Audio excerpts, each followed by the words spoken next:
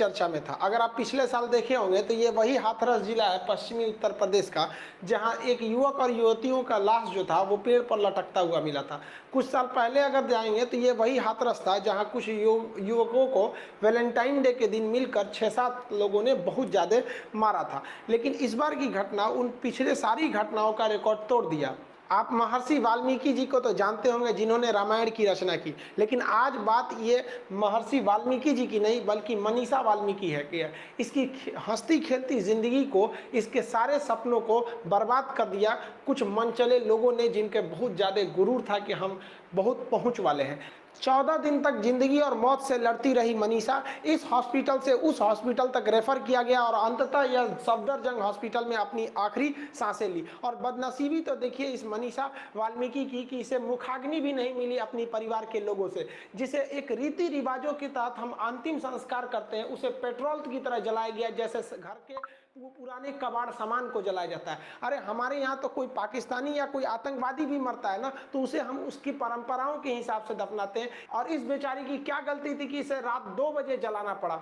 लापरवाही की हद देख लीजिए। 4 मनचलों ने इसका अपहरण किया और मनीषा के गर्दन की हड्डी तोड़ दी गई, जबान काट लिया गया, रीढ़ की हड्डी टूट गई, कथित बलात्कार किया गया। इसके बाद मनीषा को वहीं हाथरस के अस्पताल में भर्ती कराया गया, जहां तबीयत बिगड़ता देख उसे रिफर किया गया अलीगढ़ में भी तबीयत नहीं संभली तो रिफर किया गया एम्स में। और एम्स ने क्या कहा, हमारे पास बेड नहीं है, और इसे ट्रांसफर कर दिया गया सफदरजंग अस्पताल में, जहां उनकी डेथ हो गई। अब एक बात बताइए, ये एम्स में कई ऐसे वार्ड है जो खाली रहते हैं हमारे नेताओं के लिए, उनका कोटा है, नेताजी आएंगे, क्या वहां खाली जगह पे नहीं भर सकते हैं? आज किसी नेता को जरा जोर से खांसी आ जाए, देखिए पूरा एम्स लग जाता है उनके पीछे। लेकिन हम लोग के लिए ये नहीं लगेगा। अब जब बात विकास की होगी तो आप पूछिएगा कि विकास तब क्या चीज है कि जब अगर इतनी सीरियस मैटर को, जिसका गर्दन टूटा है, जिसकी रीढ़ की हड्डी टूटी है, ऐसे सीरियस मरीजों को भरने के लिए अगर उनकी भर्ती के लिए एम्स में सीट नहीं है तो फिर क्या हो रहा है, कहां गया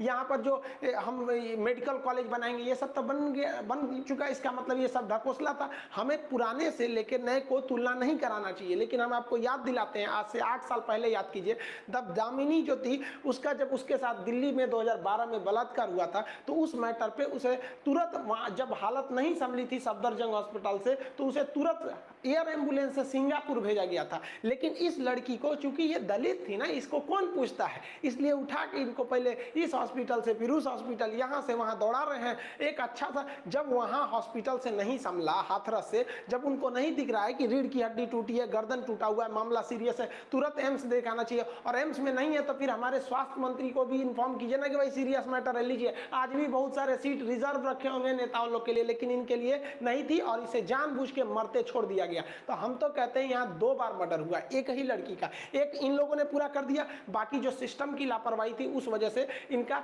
एक तरह से कहिए तो बचा सकते थे, क्योंकि 14 दिन तक यह लड़की जिंदगी और मौत से लड़ रही थी। और उसके बाद सफदरजंग ने जब पोस्टमार्टम किया तो पोस्टमार्टम में जितने नियम कानून प्रोटोकॉल थे सबकी धज्जियां उड़ा दी गई, बिना परिवार वालों को बताए बॉडी भेज दिया गया। मीडिया रिपोर्ट के हिसाब से अगर देखेंगे तो जिस वैन से गाड़ी बॉडी को लाया गया उसमें नंबर प्लेट भी नहीं था। जब यहाँ आए तो घर के लोग रोते बिलखते रह गए, लेकिन वहां पर समझा बुझाकर इन लोगों को रात 2:30 बजे क्या कर दिया गया, अंतिम संस्कार किया गया। काहे को अंतिम संस्कार किया गया? बॉडी जला दी गई। अंतिम संस्कार ऐसे ही होता है, पेट्रोल छिड़क के जला दीजिएगा। आप कोई सामान, घर का कबाड़ चीज जला रहे हैं, 2:30 बजे कहीं अंतिम संस्कार होता है? किस शास्त्र में लिखा है कि सूरज डूबने के बाद किसी महिला का अंतिम संस्कार होगा? किसने देखा कि मुखाग्नि किसने दिया? आप दे दीजिएगा वहां पर मुखाग्नि। मतलब आपको संस्कार भूल गया। बड़े बड़े बात करने कि सनातन संस्कृति को बचाना है, इन्होंने डुबा दिया। देखिए इसको शर्म नहीं लगता है, वहां बैठ के हंस रहा है। ये इसको वर्दी किस लिए मिली है, इसको समझ में आता है? यहाँ पे सबको ऐसे लोगों को तो बर्खास्त कर देना चाहिए, सस्पेंड भी नहीं करना चाहिए, ताकि आगे जाके एक नजीर बने कि ऐसे खिलवाड़ मत किया कीजिए। पुलिस ने क्या किया, हाथरस को तो एकदम किला बना दिया। अरे भैया पुलिस वाले, आप लोग थोड़ा पहले सजग रहते ना तो आजकल महिलाओं की ये हालत नहीं हुई रहती। पुलिस ने FIR लिखा कितने दिन बाद? 8 दिन बाद। अब नॉर्मल FIR लिखा था छेड़खानी का, बाद में दबाव बना तो फिर हत्या की कोशिश का लिखा गया। पहले FIR 4 लड़कों पे लिखना था तो केवल 1 पर लिखा गया, अब जाके 4 पर लिखा गया। इतना गंभीर मैटर हो गया, उसके बाद जाके यूपी पुलिस जागी, पता नहीं क्या मतलब यूपी हाथरस जिला को पूरी कैद कर दिया गया। क्यों कैद किया गया? रात में आखिर 2:30 बजे आपने अंतिम संस्कार क्यों किया? क्योंकि जानते हैं कि अगर लाश को जला देंगे ना तो जो भी सबूत मिलता रहेगा, जो दोबारा पोस्टमार्टम की क्रिया होगी वो नहीं कर सकते हैं। तो 3 दिन तक यूपी पुलिस ने बहुत ही बेहतरीन षड्यंत्र करके जो जो चीज जांच में फंसने लायक थी उसको बेहतरीन ढंग से साइड करते गई ताकि कोई सबूत बचे नहीं। लाश जला दिया गया है, अब कुछ मिलने वाला नहीं है, दोबारा पोस्टमार्टम नहीं हो सकता है। पुलिस कर रही है रेप नहीं हुआ है, लाश अगर नहीं जलाया गया रहता, सुबह आती तो दोबारा पोस्टमार्टम होता। 8 दिन बाद आप मेडिकल करा रहे हो, वहां पे रेप के पुष्टि होगी, और आप कौन होते हो? रेप हुआ कि नहीं हुआ? पुलिस डिपार्टमेंट का ये काम है ये बताना कि नहीं हुआ। आखिर आप किसको बचा रहे थे? ये पुलिस लगाकर किसको बचा रहे थे? मीडिया को नहीं जाने दिए। मीडिया क्या पाकिस्तान से आए थे कि वहां जाके बम फोड़ देते? नहीं जाने दे रहे। ये कोई मैटर बनता है? यहाँ पर किला बना दिया पूरी तरह से हाथरस को। इसका मतलब कुछ ना कुछ छुपाया जा रहा था, वरना कहीं नहीं छुपता था, डर नहीं। अरे कहीं मीडिया को रोक है? नहीं है। लेकिन क्यों रोका गया? तो कोरोना का दिक्कत है। अरे बहाना लेके पूरी तरह से सबूत को सपड़ा साफ कर दिया गया। और हद तो हो गई हमारे डीएम साहब की। अरे डीएम साहब को तो एक अलग से नोबल पुरस्कार देना चाहिए। ऐसा डीएम साहब को ये समझा रहे हैं कि मीडिया वाले 2 दिन बाद चले जाएंगे, बाकी हम ही लोग काम आएंगे। भाई साहब आप लोग कितना काम आते हैं ना, सबको पता होता है। यहाँ अगर कोई मर जाए ना सड़क एक्सीडेंट में तो कोई नहीं आने वाला है यहाँ पे, आइए बोलते हैं। और कमेंट देखिए भाई साहब का, ऐसे डीएम साहब, ऐसा डीएम को तो टॉप डीएम घोषित करना चाहिए, जिन्होंने क्या कहा कि अरे तुम्हारी बेटी अगर कोरोना से मर जाती तो क्या होता, देखो कितना फायदा है कि तुमको मुआवजा मिल गया तुम्हारी बेटी के मरने का। मतलब अगर किसी को मुआवजा देने की औकात है ना, 25 लाख रुपए है, तो वो बलात्कार कर सकता है। क्योंकि बलात्कार करने के बाद क्या कहेगा कि भाई आप पागल हो, हाँ? अरे कोरोना से मर जाइए, कुछ नहीं मिला, बलात्कार करके मार दिए, 25 लाख रुपया मिला। मतलब इस हिंदुस्तान में 25 लाख रुपए आपको मुआवजा देने की है ना, तो आराम से आप बलात्कार कर सकते। ये कोई आम आदमी नहीं कर रहा है भाई, डीएम साहब कर रहे हैं, डीएम साहब यहाँ पर। और इस डीएम साहब को अभी तक सस्पेंड नहीं किया गया है, एसपी को सस्पेंड कर दिया गया। इनको नहीं सस्पेंड करना चाहिए, इनको भी एकदम परफेक्ट सस्पेंड करना चाहिए। और एसपी लॉबी जो आईपीएस की जो लॉबी है वो भी कह रही है कि आपने पुलिस वाले को सस्पेंड कर दिया, इनको क्यों नहीं किया? और हकीकत में भी है, इनको भी करना चाहिए। इतना आप बेतुका बयान देंगे। और डिजिटल इंडिया, अब जब मोदी जी चिल्ला रहे हैं जब से डिजिटल इंडिया, इनको अभी तक होश नहीं आया कि हम जो बात बोल रहे हैं वो कोई ना कोई रिकॉर्ड कर लेगा, वो भी जियो का डाटा इतना सस्ता है। बहला दिया सब इनको, बता रहे, समझा रहे हैं उनको कि मीडिया वाले चले जाएंगे, हम ही काम आएंगे तुम्हारे। अरे आज मीडिया नहीं रहती ना और विपक्ष इतना हंगामा नहीं किया रहता तो न्याय नहीं मिला रहता। उसमें राहुल गांधी पहुंच गए। अब राहुल गांधी पहुंचे तो लोगों ने कहा कि भैया ये राजनीति करने पहुंचे हैं। हकीकत में राजनीति करने पहुंचे हैं। और क्यों नहीं पहुंचेंगे राजनीति करने? राजनेता राजनीति नहीं करेगा तो कौन करेगा? हम लोग मास्टर लोग राजनीति करेंगे। हमेशा राजनीति होती है। अगर ये मौत राजनीति है तो बताइए कि पिछले 2 महीने से सुशांत सिंह राजपूत पर क्या हो रहा है? वो राजनीति नहीं हो रही है। और अगर इस मुद्दे पर राजनीति नहीं होती तो मीडिया जगती नहीं और उस बच्ची को न्याय नहीं मिलता। अगर राजनीति नहीं होती और मीडिया नहीं जगती तो उसके खिलाफ सीबीआई जांच नहीं होता। और ये राजनीति है तो आप बताइए, चलिए मानते हैं कि विपक्ष राजनीति कर रहा है, लेकिन आप किसी पार्टी के इतने बड़े नेता को बिना राज्य सरकार की अनुमति आप किसी को ढकेल देंगे? ये क्या दिखाने की कोशिश है कि देखो भारत का एक एक नागरिक, देखो ये तुम्हारे बॉडी में ना, एक दिमाग में एक सॉफ्ट डर पैदा किया जा रहा है कि हम राहुल गांधी को पीट सकते हैं, बड़का बड़का नेता को ढकेल सकते हैं, तो तुम्हारी औकात क्या होती है? और हकीकत में है कि ये पक्ष में है भाई भैया, विपक्ष में कोई भी हो, हमारे और आपसे बहुत ज्यादा पावरफुल आदमी है। इसके बॉडीगार्ड रहते के बावजूद ढकेल के गिरा दिया गया। तो हम लोग गए रहते तो पता नहीं क्या होता, जिंदा आते कि नहीं आते। ये एक संदेश है, आप नहीं समझ रहे हैं ना, लेकिन ये धीरे धीरे आपके दिमाग में बैठाया जा रहा है कि देख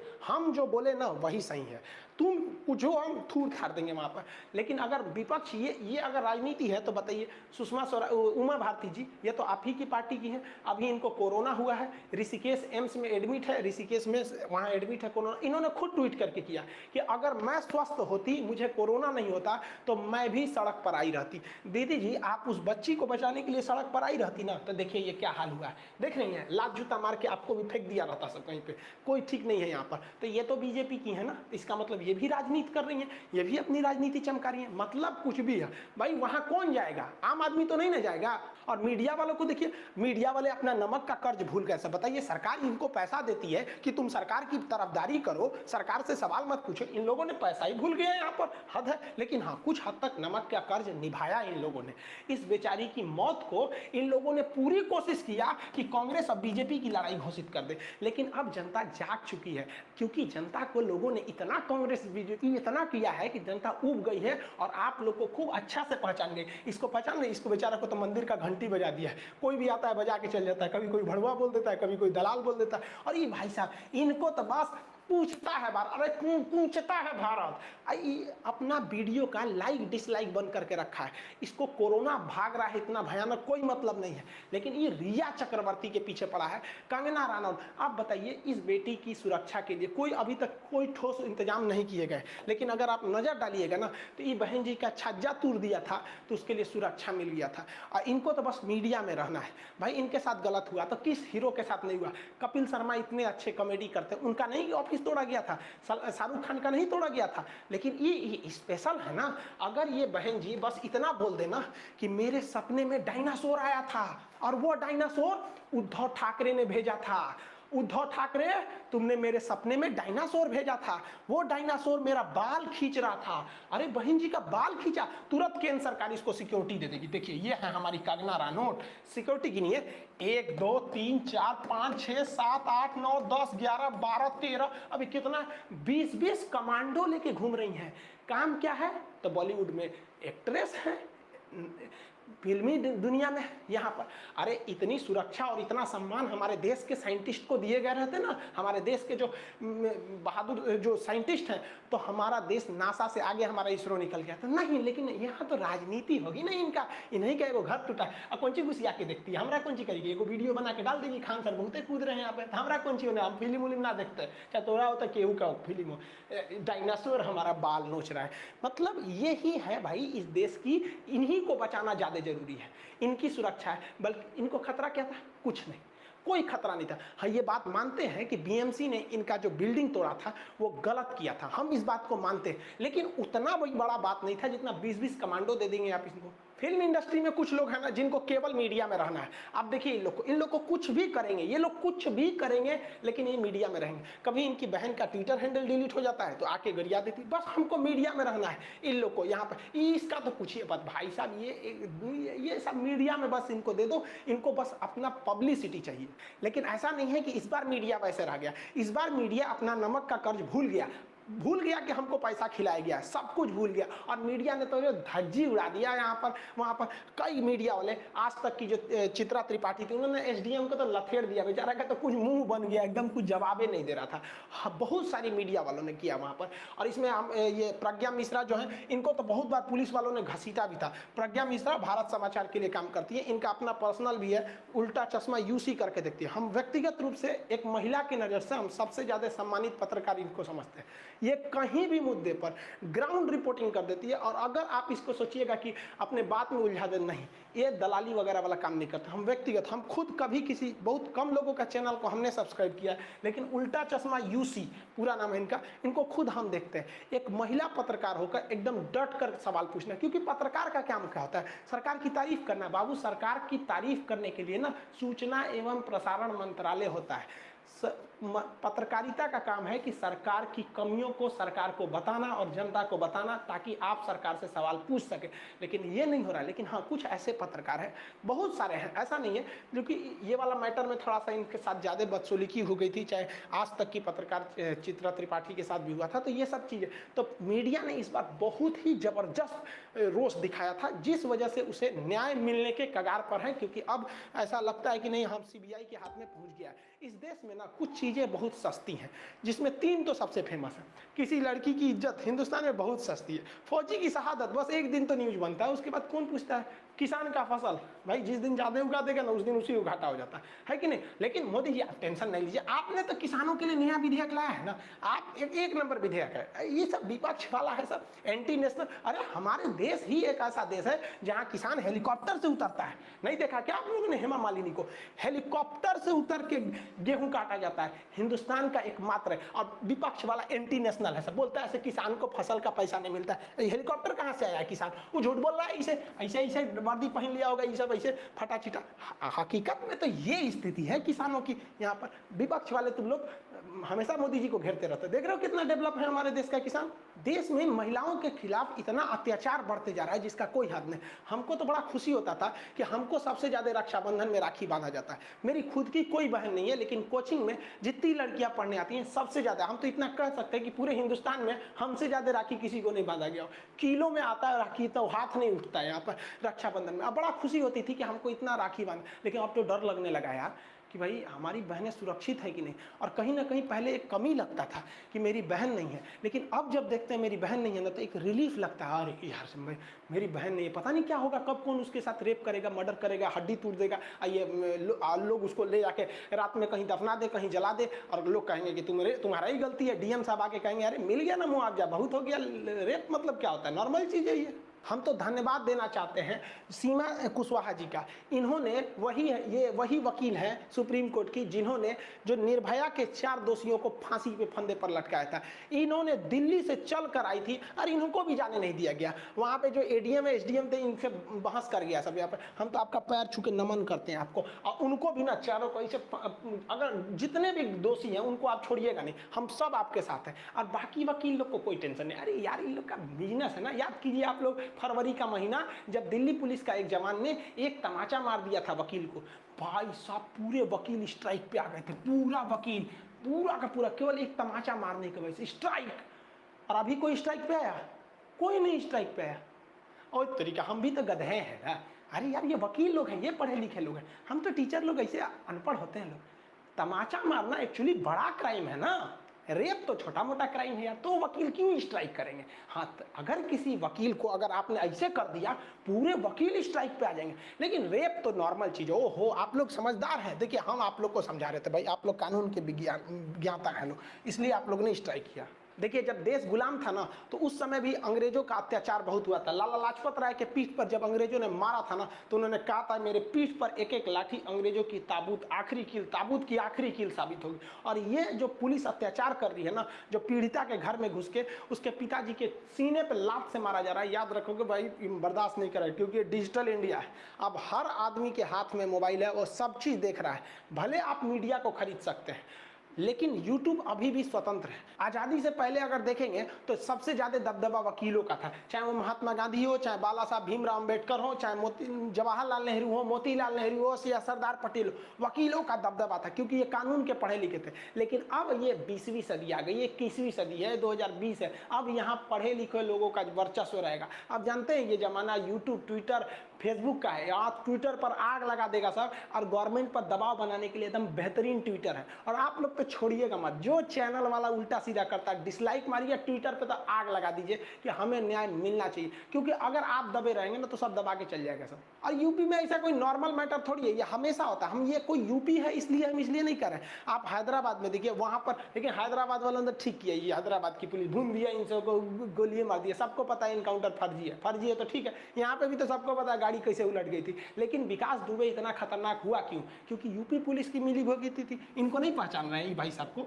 यहाँ पर इन्होंने ही इन्फॉर्मेशन दिया था इनको कि पुलिस जा रही है, तो जेसीबी लगा के कांड हो गया यहाँ पे। बाद में वो सस्पेंड हुए। जो भी हो, अगर पुलिस की मिली भगत नहीं होती तो पुलिस वाले शहीद नहीं हुए रहते। जब पुलिस का जवान मारा गया, धाए दे गाड़ी उलाट कर, लग रहा था जैसे कोई वेब सीरीज चल रहा है। सबको पता था कि अब विकास दुबे पकड़ा गया, पूरी इंडिया को पता था इनकाउंटर हो जाएगा। सुबह पता चला हो गया, एकदम वेब सीरीज की तरह इनकाउंटर हो रहा है। लेकिन यहाँ दलित की लड़की मरी है यार, कौन पूछता है दलित को यहाँ मरने के लिए होते हैं लोग, है कि नहीं? यहाँ पर मानसिकता होती जा रही है। यहाँ पर कड़ा से कड़ा क्राइम करना चाहिए, और जो अपराधी हैं इसमें उनको वही सजा देना चाहिए जो हैदराबाद में हुआ था, आज जो कानपुर में हुआ था। इससे नीचे तो कोई सजा ही नहीं बनी है उनके लिए।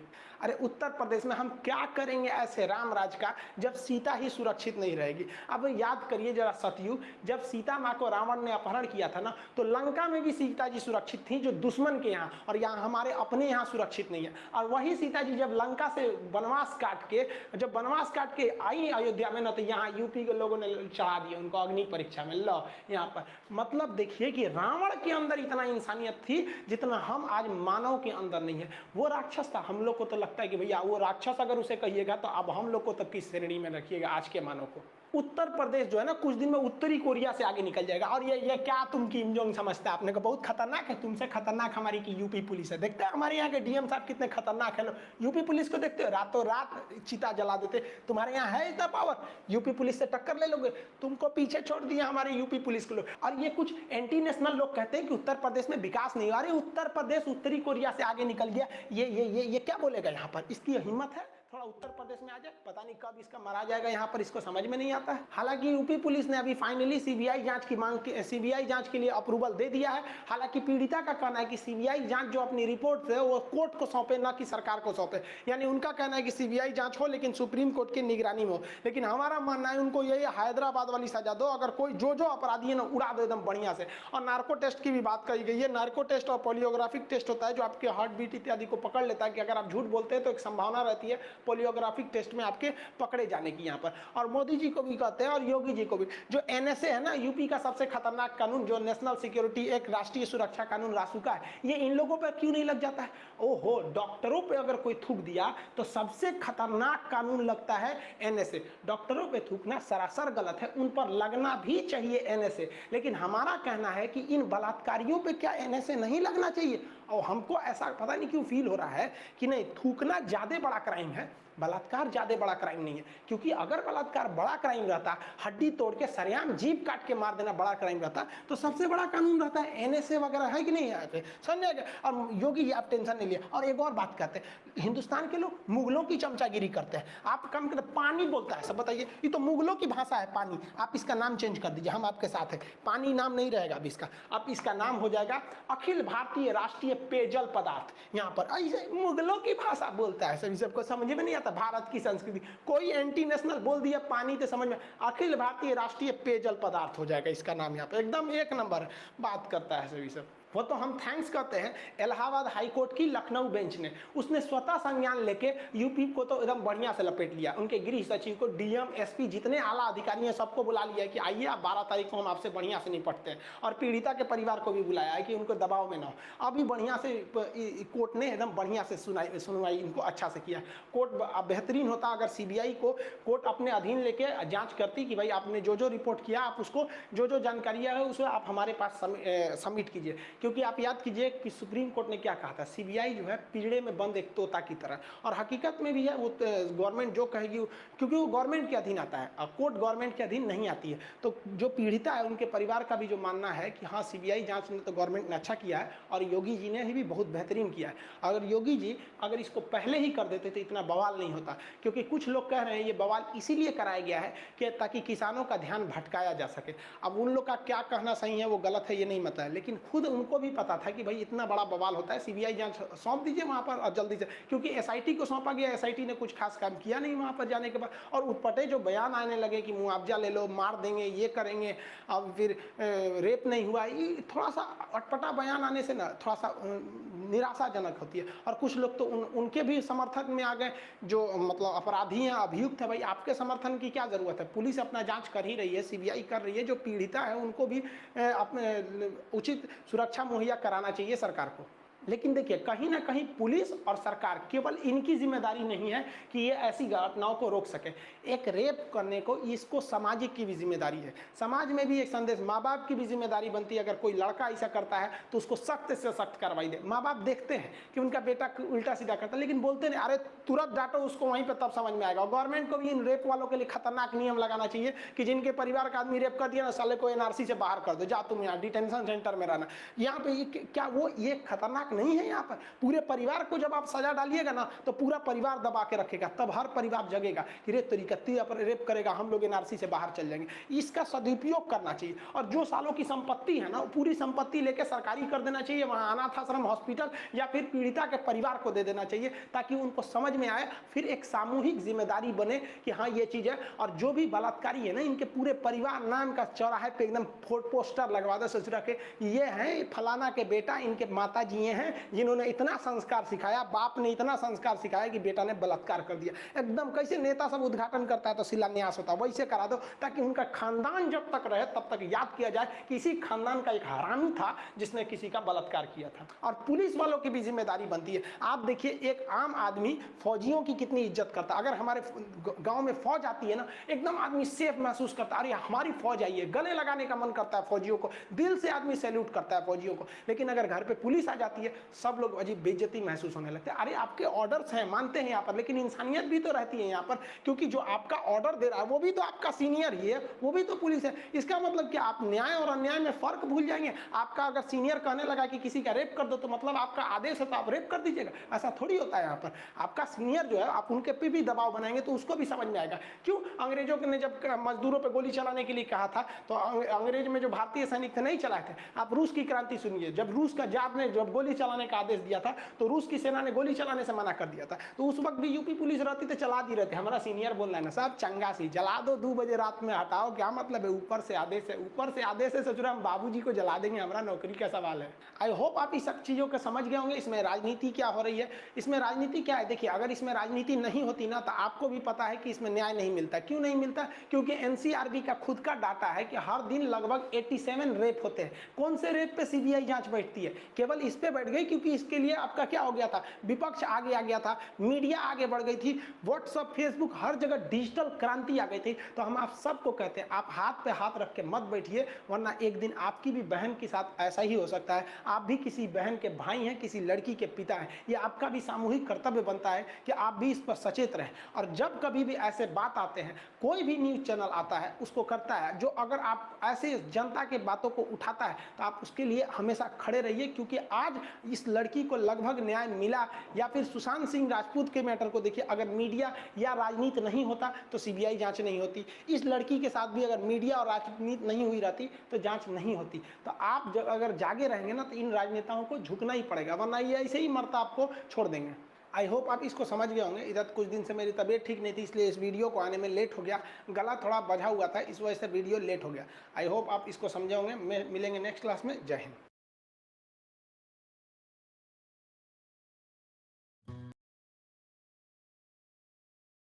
अधिकारी यहाँ के कैसे हैं, इस बात का अंदाजा जरा आप लगाइएगा। अभी थोड़ी देर में उस अधिकारी के पास भी मैं पहुंचूंगी जो ठीक मेरे बगल में खड़े हुए हैं, जो लगातार मुझे धमकी दे रहे हैं। इस गांव में मैं मौजूद हूं, आपको बता दें पीछे जो मकान दिख रहा है वहीं पर एसआईटी की टीम लगातार पूछताछ कर रही है। और उसके बाद पूरे लाभ लश्कर के साथ एक अधिकारी मेरे पास आते हैं। उसके बाद कहते हैं कि आप धमकी दे रही हैं, गलत खबर चला रही हैं, आप अपना काम ठीक से नहीं कर रही हैं, हमें हमारा काम सिखाया जा रहा है। ये कह रहे हैं कि मैंने ऐसा कुछ भी नहीं कहा कि आपको मैं सस्पेंड कराऊंगी, ये करवाऊंगी, वो करवाऊंगी। जरा गौर से देखिए ये सामने वाले चेहरे को। इन्होंने आकर झूठ की इतनी कहानी यहां पर गढ़ी है कि मैं क्या बताऊं। और जरा आसपास की पूरे फौज को दिखाइए।